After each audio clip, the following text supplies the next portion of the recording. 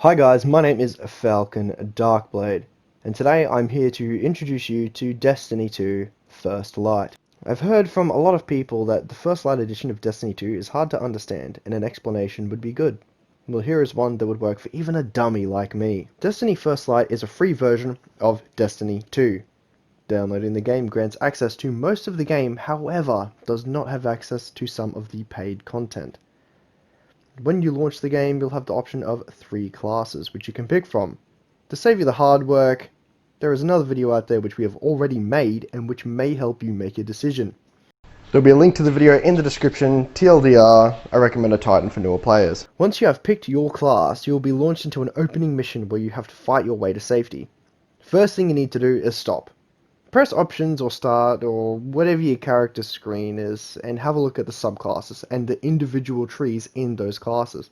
These trees will have a big effect on your gameplay, and experimenting with the abilities early on will help you to find what works for you and your playstyle. Once you finish the opening level, you'll have an introduction to the almost non-existent story of Destiny and its greater world. Once the cutscene is done, the tower will be open to you and markers will light up like a goddamn casino. The important thing is don't panic. There are a lot of things going on the screen, but they can be broken down into smaller parts that are less overwhelming.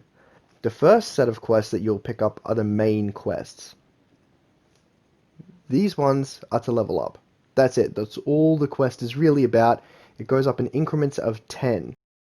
Try not to get bogged down by thinking you need to focus on the main story, as in powering up.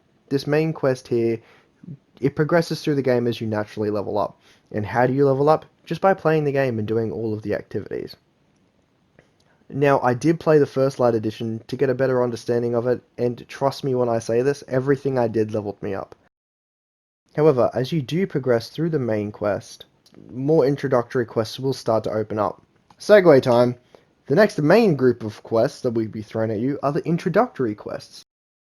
These introductory quests are designed to show you around the greater worlds of Destiny 2 and have you experience the many activities it has to offer, such as Gambit, Crucible, Strikes. Completing these should be your priority, as it will open up general quests, powerful rewards, quest-specific loot, and missions. Making sure that you watch and read the prompts while you're experiencing this content is very crucial, as it will open up new modes, and realistically, these prompts, they may seem very basic for players who have been playing for a while, but they really do have some tips for newer players. The last group of quests that generally confuses people, newer players and veterans alike, are the legacy quests. The way these work are actually pretty simple. They're just terribly displayed. Once you pick up quests within the tower, you'll get a prompt to go and see Amanda Holiday. Now, these legacy quests are Destiny 2's first campaigns: the Red War, Curse of Osiris, and of course the Warmind. Something to remember is that Beyond Light is getting rid of a lot of the planets that already exist, so get in and get these done quickly. Now, some of you may be wondering, hey, what is a Shadowkeep quest on my directory? Well, Shadowkeep is the latest DLC for the game, and it shouldn't really be something that you worry about at the beginning. Yes, it is the latest content, and you can go and pursue it if you want straight off the bat, but my recommendation would just be to get your head around how the game works first. Try not to overwhelm yourself. But I'm not your dad, so go ahead and do whatever the hell you want. I would also like to add in a couple quick tips for progressing through the game. Now, I didn't see the prompt when I was playing, however, there is a vault where you can store gear you acquire. Now, you can ask anyone. Ask Slammer, for example. I hate hoarding. I hate it. It's garbage. However, I do think that if you're a newer player, it is worth keeping one of each type of gun before you dismantle it for parts. Now, it is worth the hassle as you get to learn the different gun types, how they function, and that is crucial to becoming an effective Guardian. The next tip is, mate, do not be afraid to communicate with the community. Join groups, get the companion app, look for groups, and most importantly, raid. Please raid. Raids are some of the best content I've ever played in gaming in generally.